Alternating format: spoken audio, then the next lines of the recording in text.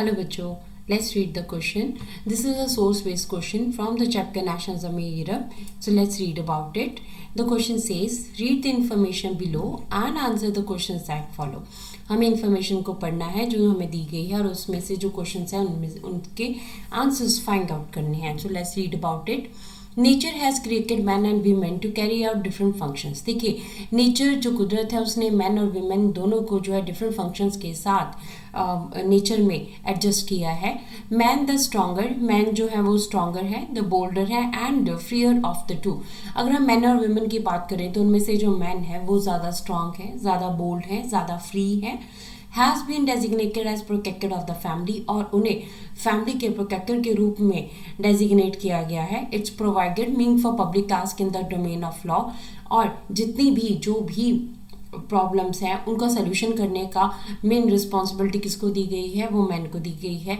सारी चीज़ों को प्रोवाइड वो करते हैं. जितने पब्लिक टास्क हैं डोमेन ऑफ लॉ, लॉ के सामने जो भी टास्क हैं सारी चीज़ें मैन ही करते हैं. प्रोडक्शन एंड डिफेंस, लॉ की बात करें, प्रोडक्शन की बात करें, डिफेंस की बात करें, सारे काम मैन ही करते हैं. Women the weaker, dependent and timid. Women की अगर हम बात करें वो कैसे हैं, वो वीकर हैं, कमज़ोर हैं, डिपेंडेंट हैं वो मैन के ऊपर, और timid. Requires the protection of man, उन्हें हमेशा क्या चाहिए होता है, उन्हें मैन की हमेशा प्रोटेक्शन चाहिए होती है. हर स्फीयर इज़ द होम, उनका जो मेन स्फीयर है, मेन जो दायरा है वो घर है. The care of children, the nurturing of the family. देखिए, जो वुमन है उसका मेन दायरा क्या है, घर में रहना, घर में अपने बच्चों को पालना और अपनी फैमिली की देखभाल करना. Louise Otto Peters, Louise Otto Peters जो 1890 से 95 के बीच में हुए हैं. He was a political activist थे. Who founded a women's journal, उन्होंने एक वीमेन जर्नल भी स्टार्ट किया था. And subsequently a feminist political association, उन्होंने एक फेमिनिस्ट पॉलिटिकल एसोसिएशन भी स्टार्ट की थी. Feminist political association means, feminist means the person who were in the favour of, who are in the favour of the women right. Women right की favour में जो होते हैं उनको फेमिनिस्ट कहा जाता है. और फेमिनिस्ट पॉलिटिकल एसोसिएशन इन्होंने इस्टेब्लिश की थी. During the middle of the 19th century Italy was divided into 7 states. 19th century के मिडल में इटली की अगर हम बात करें वो 7 स्टेट्स में डिवाइडेड था. of which only one, Sardinia Piedmont, was ruled by an Italian princely house. इसमें से 7 स्टेट्स में डिवाइडेड था, पर उसमें से सिर्फ एक एरिया था जो राजा के पास था, that was Sardinia Piedmont. The north was under the Austria Habsburg, north का एरिया ऑस्ट्रियन हैबिसबर्ग एम्पायर के पास था. Centre was ruled by the pope, centre का जो एरिया था that was ruled by the pope, pope का वहाँ पे राज था, पेपल स्टेट थी. And the southern regions were under the domination of the Bourbon kings of Spain. अगर हम साउदर्न रीजन्स की बात करें तो यहाँ पर साउदर्न एरिया में बर्बन राजाओं का, स्पेन के जो राजा थे उनका अधिकार था. So even the Italian language had not acquired one common form and still had many regional and local variation. ठीक है, इसके बिना अगर हम इटालियन लैंग्वेज की भी बात करें तो इटालियन लैंग्वेज इतनी ज़्यादा नहीं बोली जाती थी, बहुत ज़्यादा और डिफरेंट डायलैक्ट्स जो हैं हमें इटली में मिलने को मिलती हैं जहाँ में काफ़ी वेरिएशंस थी. 1860 में क्या हुआ, दे मार्च इनटू साउथ इटली. ठीक है, साउथ इटली की तरफ मार्च किया गया. जो सोल्जर्स थे इन्होंने साउथ इटली की तरफ मार्च किया. The kingdom of two Sicilies, जहाँ पे बर्बन राजाओं का राज था.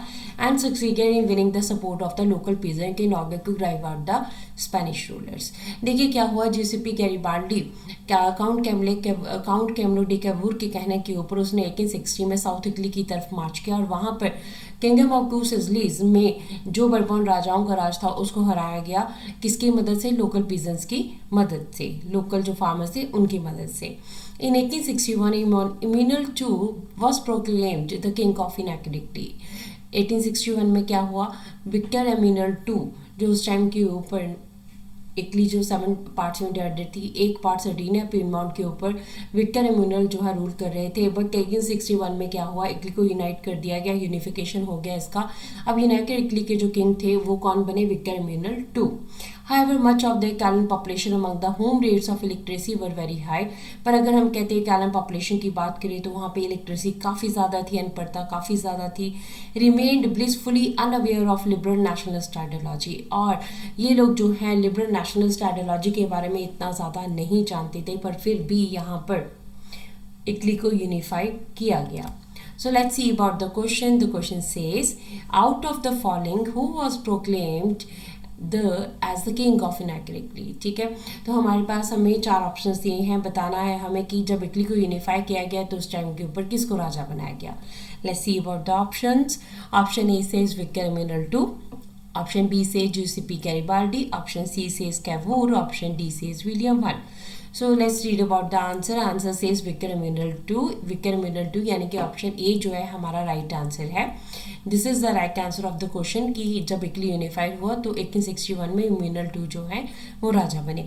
जूसेपी गैरिबाल्डी 1830 से 1848 के बीच में इन्होंने इटली को यूनिफाइड करने की कोशिश की थी, बट ये किंग नहीं बने थे. कैवूर जो है उस टाइम पे चीफ मिनिस्टर थे, ये भी किंग नहीं बने थे. और विलियम I जो है he was not related to Italy. So the right answer is Victor Emmanuel II. Option A is the right answer for our question. Hope so you understood the question as well as the answer. Thank you.